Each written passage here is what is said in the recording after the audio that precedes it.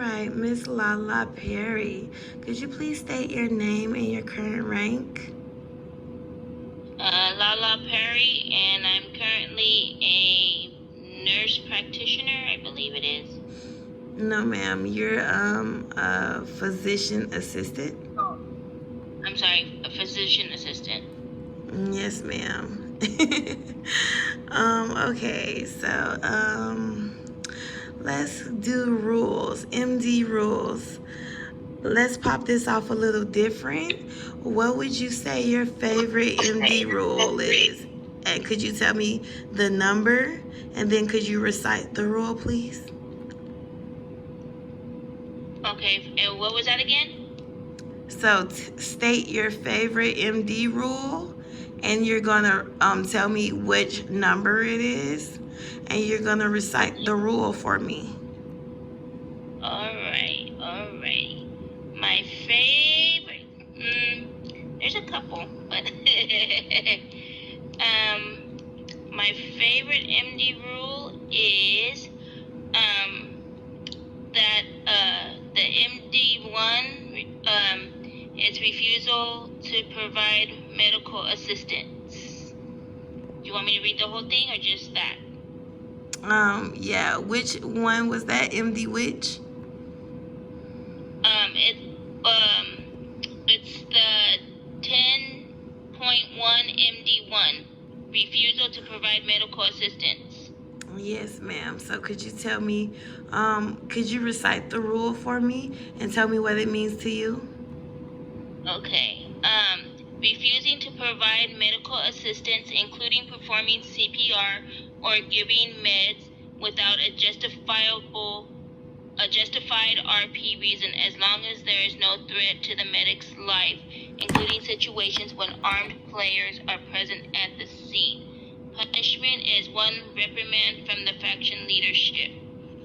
And what it means to me is that basically that we have the right to refuse any medical care if there is any kind of threat, or even if the person or the player is being really vulgar or rude in any, like, talking disrespectful about us or family, which is another whole separate rule. But basically, it's just if we're out and about, and if we feel that our life is threatened, then we can refuse to give help to other players that might need it because of the threat. Okay, Miss Lala, I like that. So MD1 is your favorite, okay? Alrighty, let's start there. Can you read for me MD4? MD4 is improper RP behavior. And do you want me to read the whole thing, or no, do you want me to just tell you? Yeah, just sum it up. That'll be perfect. Oh, in my own words or what they have? In your own words, babe. Okay. To me, improper RP behavior would be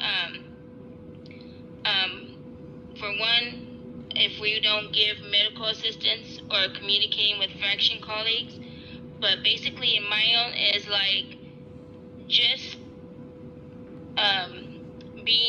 having conflict with fellow coworkers and just being kind of rude and inconsiderate,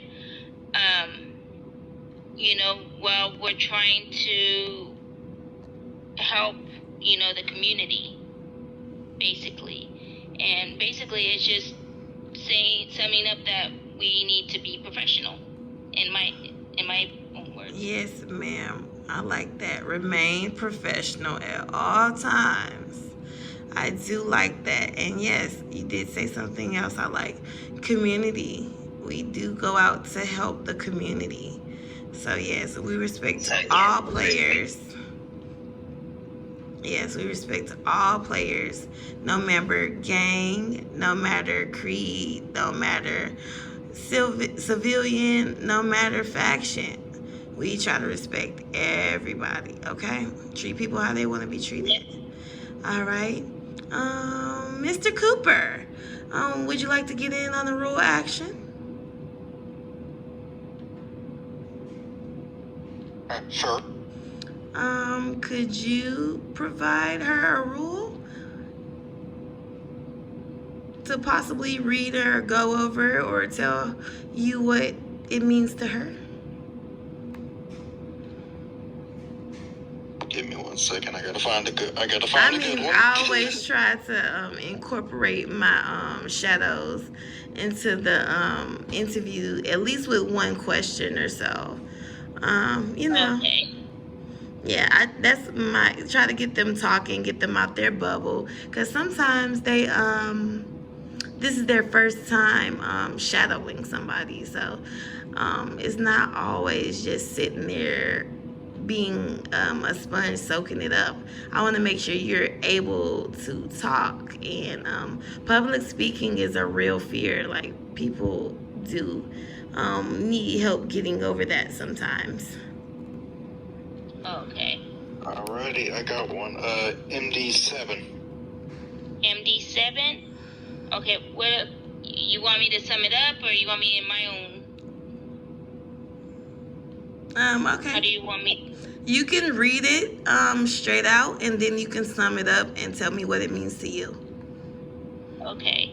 MD7, use of service vehicles for personal purposes, using official medical transport for personal travel when not on duty, including for civilian jobs. Punishment: 1 warning from the faction leadership. So basically, it means under no circumstances are we supposed to use a medical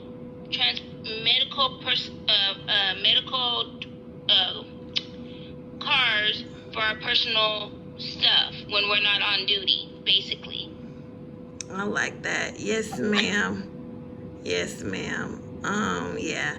So it goes vice versa. You don't use personal vehicles for medical jobs, and you don't use medical vehicles for personal endeavors, okay? We keep those separate. So if you're going out and you need to handle some personal things, we expect you to take your personal vehicle, okay? Alrighty. And there are people that check, and like you see, admins pop up on you sometimes. They just randomly do it. Yeah. So I be trying to tell people to be on their best behavior and do their task all the time. Don't get caught slipping. Alrighty. And then let's finish this up with MD 4.3. MD 4.3. Assault on civilians. Assaulting civilians with a taser, weapon, or fist without an RP reason. Punishment: dismissal from the faction. Basically, under no circumstances should we be using our weapons on so for no reason. But I believe if it's where they're hitting us, I believe we can do it in self-defense. Yeah, you have one instance where you can actually pull a firearm, and it'll be your taser, and you can actually discharge your weapon, which you will be able to actively tase someone.